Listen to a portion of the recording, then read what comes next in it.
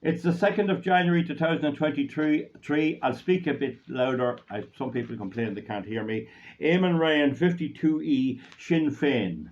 Now, it's a good, crispy morning here on the 2nd of January in Ireland, rural Ireland.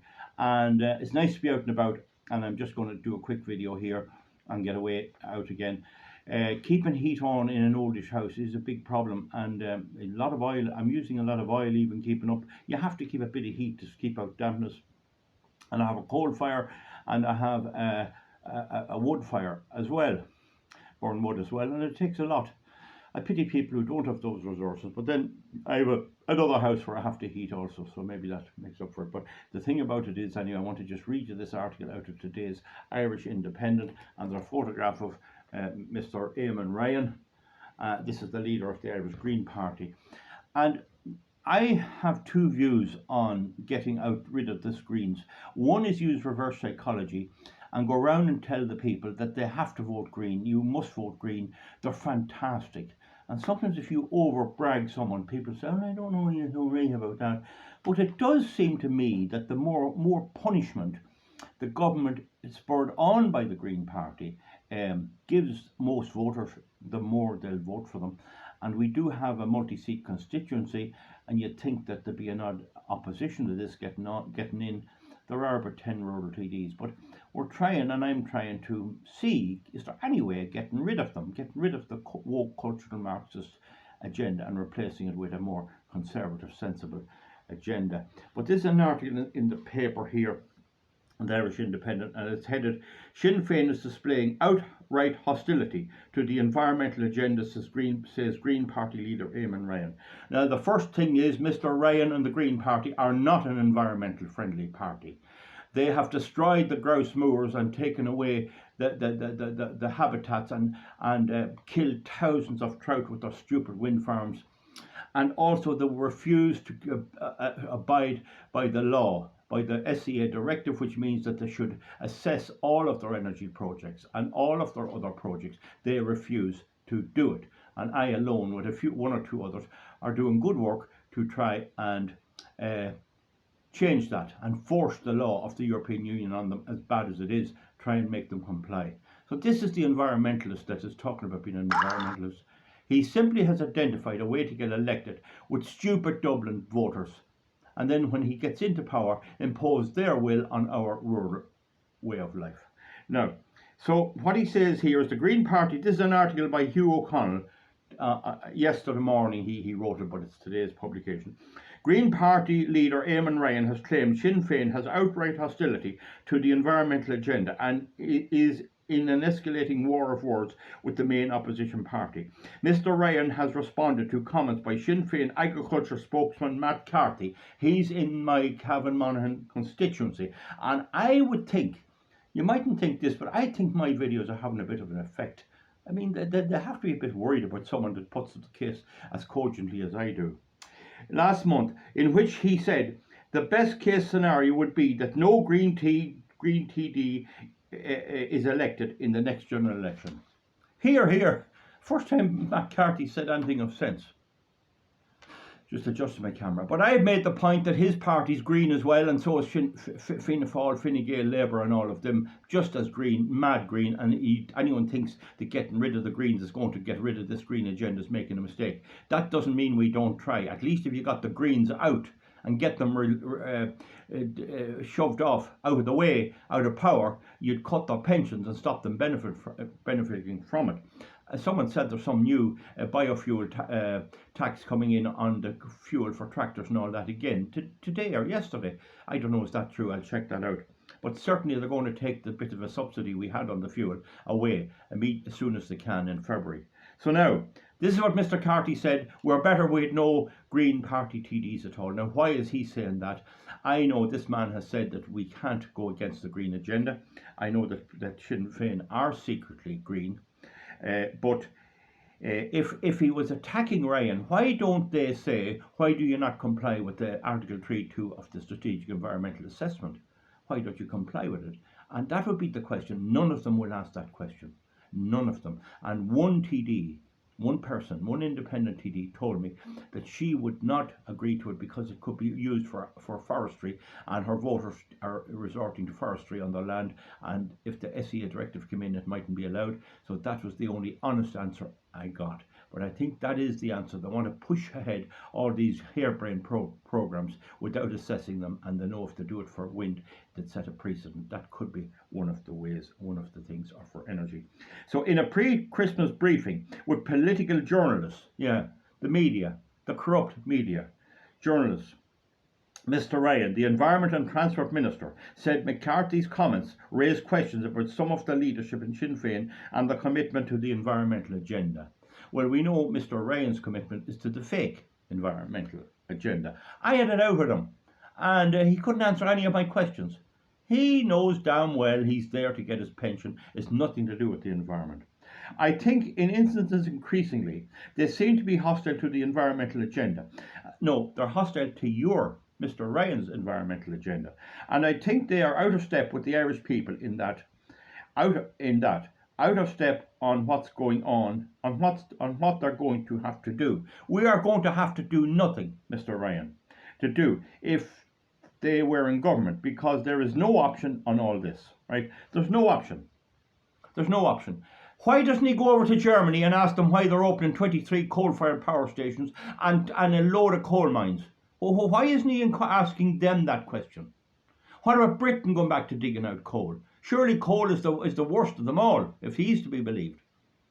Why is that the case? He's attacking Sinn Fein for this. Now, it must be said on farming and on the whole thing of farming, I want to make my position clear. There are a certain amount of farmers which are overgrazing the land. They're putting too much stock on the land and they're pulling too much out of it, and that is damaging the land. I would not agree with that. I believe sensible stocking levels, such as I have in my farm. I know the stock it can carry, and I have it adjusted to that. I sell off if I need to bring it down, and I breed if I want to get it up, or I buy in cattle, and that's the sensible way. But there are people who don't do that, but there's no objection to that, to cutting back a bit, making people cut back to very extensive, especially dairy farming, which is very, very intensive. I don't think that's the best way to produce food. But that's not the issue that the Greens are on. They're for taking away my cows, taking away our right to farm, and bringing in data centres. So I bet you one thing, Mr. Colin, or what do you call him, Matt Carthy, will not ask him why he brought in data centres to use up the electricity that we are supposed to forgo, and the carbon emissions that we are supposed to forgo. So I don't trust them, he said. No. And I think there's a real question when you see comments like that. What is Sinn Féin about when it comes to the issue? Because it seems to me that an outright hostility that speaks volumes. I'll tell you what it is. They're afraid that somebody sponsored by me will go up against them and blow them out of the water in a debate, because they can't win a debate. None of these can. Greens are needed in government to effect climate reform, says party leader. So the Greens are needed in government to change the weather. That's essentially what he's saying. TDs attacking me just want TikTok likes. Most people around here don't even know what TikTok is, and nobody cares damn less what their TikTok, says Green Party leader. Eamon Ryan's latest anti-car measures include creating bus gates in towns throughout Ireland. He's now attacking the kids going to school, that the mother can't drop in the children to school. That's the latest thing he said. He said that while he had worked with Sinn Féin on Oireachtas committees, he never worked a day in his life. And at a local authority level, Mr. Carthy's comments reflect what the Cavan Monaghan TD thinks of the environment and the environmental movement. Well, what does he think of Derrybrien, where 15,000 trout were killed? Why is it still kept going in contravention of the EU Commission's directive? That'd be the question to ask him. It's not just that incident. There is a pattern where I don't think they are actually addressing, taking the environmental crisis seriously. What environmental crisis? Where is the heat? Where's the heat? I don't see any heat anywhere. The records from the Cape Norris Jessup in the North Pole and the southern Antarctic kept by the Americans show the very same temperature now as there always was. None of this is debated. He has the media by the short and curlies, and he knows it. But that doesn't mean we can't still get at the truth. Taking it seriously. Well, he has fairly taken it seriously. How has people that voted for him driving around? How are they keeping warm? How are they keeping warm in their houses? I think it looks now like there's a shortage of electricity and people are not even able to take a shower. Meanwhile, Mr. Ryan said that a target in the new iteration, iteration, oh, big word, he a bicycle salesman with a degree in commerce, iteration of the climate action plan will reduce parents bringing their children to school by car by 30%. It makes sense, he said. Well, the Climate Action Plan is a plan or programme under Article 3.2 of the SEA Directive, and I'd like to know if Mr. Ryan has subjected that to the appropriate assessment and the right of public participation. And the answer is no, he has not. And the answer also is that Sinn Fein have no intention of doing it either, but we're working to drag them kicking and screaming and force them to comply. And we already have the court case, Article 2419, and we have a case, Mr. Swords has cases in to stop investment in all this because it doesn't comply. I'm involved in that, and there's another case by Friends of the Irish Environment, number 727, 2022, and that's before the European Court of Justice as well. So ordinary citizens are finally trying to get their rights under the law. So Mr. Ryan wants it. Oh, I'm Mr. Ryan, a bicycle salesman. If you listen to me, I know all the uppies in my constituency vote for me. Well, I'm sorry. There's an old Cavan farmer here, Eamon, wants to talk to you. I want to be talking to you. I went up and I met that other idiot on EcoI. What do you call him? Oh, Duncan Stewart. And he blew a fuse on the head hopping of him, going around telling people to change to wood. And now the law is you can't burn the wood unless it's matured and all this stuff. It's banned in some countries. I mean, this is the nonsense that they go on with. So if you take 30% out, it frees the roads for everyone. We don't want you to free the roads. We want our cars. We want our transport. We're able to get around. We have safe roads. We do our best. And we don't want Mr. Rain taking away our cars. The transfer system works in summer because school is off. It doesn't in winter because school is on. Does anyone agree with that baloney? Certainly doesn't in any town I know. So it actually makes much sense if it's good for kids, if you can be more active and more independent. But how are they going to get into school, Mr. Ryan? When I was young, I walked 2.5 miles to 3. I had to go roundabout. And I walked up to 6 miles a day in and out. And it was pure hardship because when you'd come home, on the way home, you'd have to go up the hills and carry a heavy school bag. And you'd be tired and you'd be sitting on the edge of the ditch trying to get your breath and running and trying to get home, and other members of my family and girls and all that and other neighbours, and you'd be giving them a hand and pulling them along. That's the reality of walking to school. So he then says there's so many benefits. So we need to scale that up. What benefits? He said wind energy was a win-win situation, whereas today it's virtually not even a tenth of the total usage of electricity in the Irish Republic at the moment.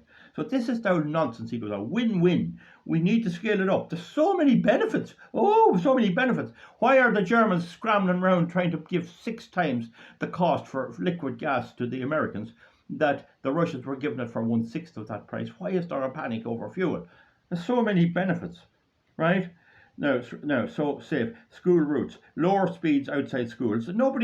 There has a campaign to keep down the speeds outside schools. You see the way he mixes in road safety with his obsession. Better bus services. Where's the buses? Sure, he took off some of the buses in the west of Ireland. And anyway, what the buses? What if there's only 2 people on the bus going from Cavan to Dublin some days? Better bus services and safer cycling footpaths. You can't park outside the forecourts in Dublin now. He took away all that and he gave it to bicycles. He said he was convinced, and he's convinced, yeah. Well, will he debate with me and see how convinced he is? That if safe routes for schools are provided, most Irish parents will say thank you, and most Irish kids will say thank you, and it's for everyone. Oh yeah, there's one for everybody in the audience. Oh, there's one for everybody in the audience. When we have to pay big amounts of money and inflation to run our tractors, I have to feed the cattle. We used to be allowed diesel oil to run our heating, and now that's been taken away too. You have to buy road diesel. That'll be the next thing. They're already getting that ready. So this is what he's on about. This is the way he pushes this. And the idiots are going to vote for these Greens. Now, if we don't run, and if we can't get anyone to run, and some people say I should run for election, I don't know would it. But one of the things we have to do is negatively campaign. That is, get out early and go to every house in his constituency and explain them not to vote for him and delegate him and do him down every way you can. We did it for Alex White and we put him out. We damn near put a few more of them out. It's a great tactic. I'm a great believer in it. So elsewhere, Mr. Ryan said the state should have to step in to deliver housing amid rising interest rates and planning permissions that may not be deliverable for private developments. So now, after him being in power for years, yes, oh, we better do something about housing. The people sleeping on the streets. This jackass has the nerve to say that he has the answer to the housing problem. We will use the state to step up, he said, saying that the Land Development Agency have a critical role. Well, I'm telling you, Mr. Ryan, you're currently trying to cancel out EU law on planning permission, and I'm working very hard to make sure you don't. We've already, through some of my efforts, blocked wind farms and other things. You'll comply with it in every case. And if you don't know the law, well, we make sure they all fail. Okay, you didn't do much about Portplanola. It's corrupt. There have been resignations out of there due to corruption. So why didn't you go and tackle it? See, there's no performance, it's all talk. Now, so he's going to do this.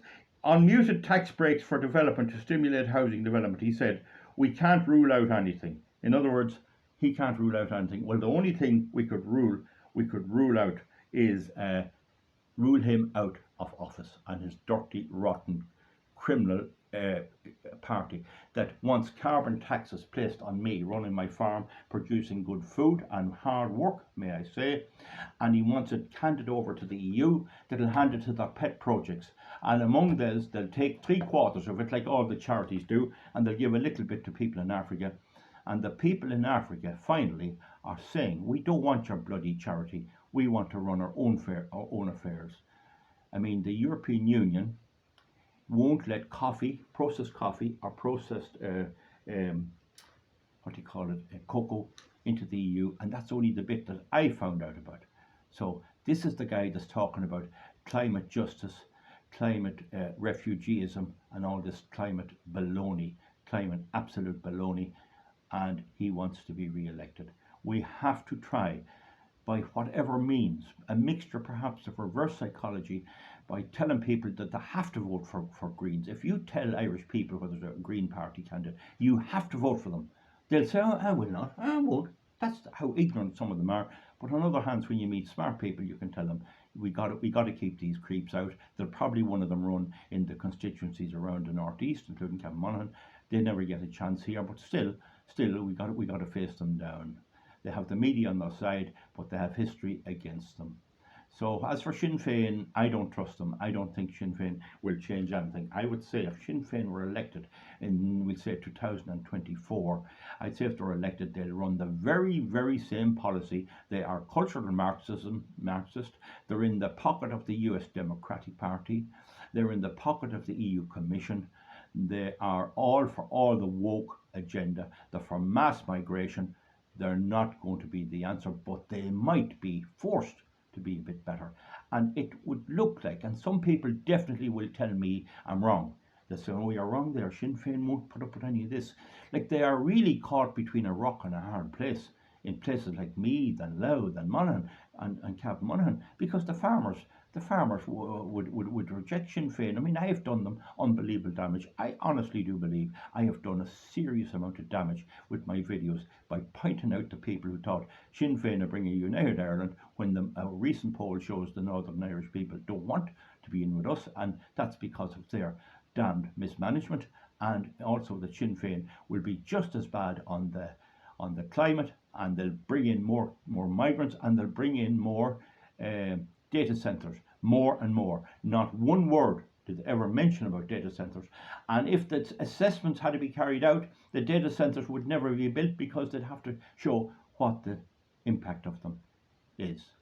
Folks, that's my view on it. I don't have the answers to all this, but don't fall for any of these crowd unless they can show they have changed. I want a statement out of Sinn Féin, what they're going to do on all the things in writing that we know they can't wriggle out of it. Are they prepared to face up to Ryan and the Greens? Are they prepared to stand up in Dáil Éireann and ask, where is the environmental report for the wind farm guidelines of 2006? There is none. Where is it? It's required by law. The European Court has already ruled on it. And what assessment is being done on the proper policies for energy and all these? They don't want it because when they get into power, they want to have a clear sheet to do what they wish. And they now want to, the Greens and I'd say Sinn Fein want to cancel out the Planning and Development Act that took years to get into place and which was forced by a few people, me included, to become the law of this country against the wishes of the government and often at great personal expense and trouble to us and taking risks of losing everything we had. I took risks of having to pay costs of up to €50,000 on 2 occasions.